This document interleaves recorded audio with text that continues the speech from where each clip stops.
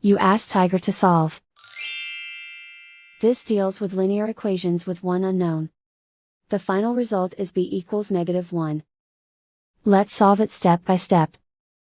Group all constants on the right side of the equation. Add 15 to both sides. Group like terms. Simplify the arithmetic.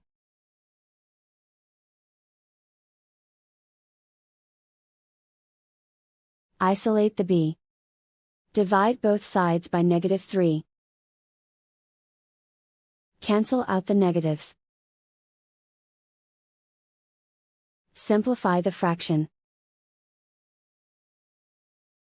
Move the negative sign from the denominator to the numerator. Simplify the fraction. And so the final result is b equals -1.